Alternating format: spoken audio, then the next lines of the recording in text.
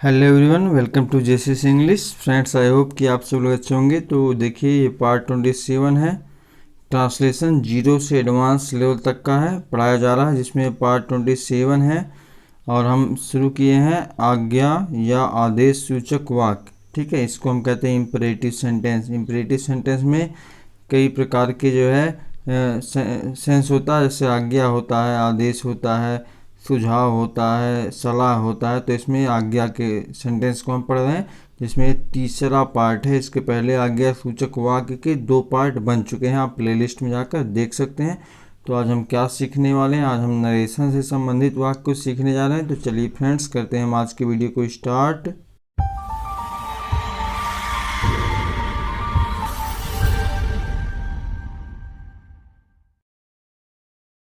देखिए, तो हमारा जो सेंटेंस होगा, एक वाक्य दिया होगा जिसका नाम होगा प्रधान उपवाक्य, प्रिंसिपल क्लॉज। प्रिंसिपल क्लॉज कहेंगे इसको हम। फिर आपका की होगा, की के बाद में जो आपका दूसरा सेंटेंस होगा, इसे हम कहेंगे आज्ञा सूचक वाक्य, इम्परेटिव सेंटेंस। इम्परेटिव सेंटेंस क्या होता है? जो वाक्य जिसका शुरुआत जो वर्ब से होता है। ठीक है, तो यहाँ प्रधान उपवाक्य, प्रिंसिपल क्लॉज, फिर की होगा, फिर आज्ञा सूचक वाक्य होगा। फिर इंग्लिश कैसे होगा? आपको सेंटेंस बनाना है। सेंटेंस मतलब प्रिंसिपल क्लॉज, ये वाला क्लॉज किसके साथ में? टेल, आस्क या ऑर्डर।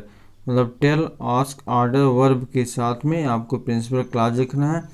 फिर आपको इन्फिनेटिव लिखना है। इन्फिनेटिव मतलब टू लगा देना है और वर्ब लिखना है। ठीक है, वर्ब के फर्स्ट फॉर्म, फिर अदर वर्ड आपको लिखना है। ठीक है, तो चलिए हम एग्जाम्पल के थ्रू देखते हैं इसको क्या है। अभी आपको बहुत आराम से समझ में आ जाएगा, कहीं जाने की आवश्यकता नहीं है। चलिए देखिए, क्या मैंने नौकर से कहा कि एक कुर्सी लाओ।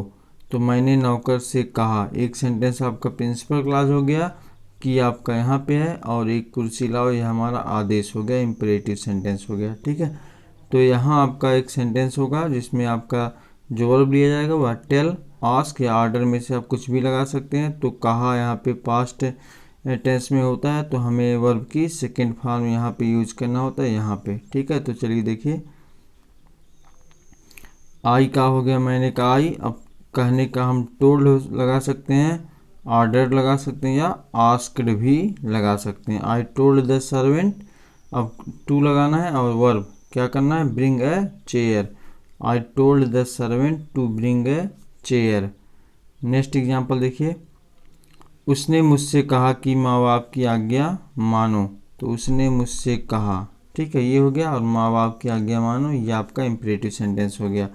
तो देखिए, कह रहा कि ही आस्क्ड मी, उसने मुझसे कहा। तो आस्क्ड की जगह पे आप टोल्ड भी लगा सकते हैं, कोई दिक्कत नहीं है। ही आस्क्ड मी मतलब मुझसे कहा। ही आस्क्ड मी क्या करने के लिए? माँ बाप की आज्ञा मानो। तो टू लगाना है, ओबे my parents, to obey my parents. Next है, मैंने दिवाकर से कहा कि यह किताब पढ़ो। तो मैंने दिवाकर से कहा यह किताब पढ़ो। तो देखिए क्या हो जाएगा, आई टोल्ड दिवाकर। ठीक है, या आई आस्क्ड दिवाकर, टू लगाएंगे। अब उसके बाद आपका वर्ब रीड, और यह किताब का this book. I told Divakar to read this book. Next देखिए, शिक्षक ने छात्रों से कहा कि कठिन परिश्रम करो।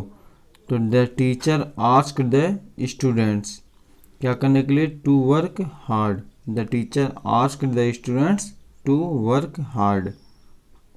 मैंने चालक से कहा कि गाड़ी चलाओ। तो I told the driver to start the car. I told the driver to start the car. ठीक है, एक और एग्जांपल देख लेते हैं। मैंने पत्नी से कहा कि भोजन बनाओ। तो मैंने पत्नी से कहा, और एक है भोजन बनाओ। तो देखिए, आई टोल्ड या आई आस्क्ड, कुछ भी आप लगा सकते हैं। I asked wife, I asked wife क्या करने के लिए? To cook food. I hope कि आपको समझ में आ गया होगा। चलिए देखते हैं, यहाँ आपके लिए एक सेंटेंस दिया गया है। मैंने बच्चों से कहा कि यहाँ खेलो।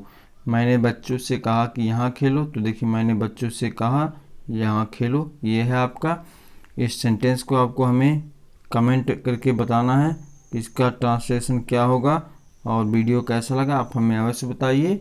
मिलते हैं हम आपसे अब अगले पार्ट में, तब तक के लिए थैंक्स, गुड बाय।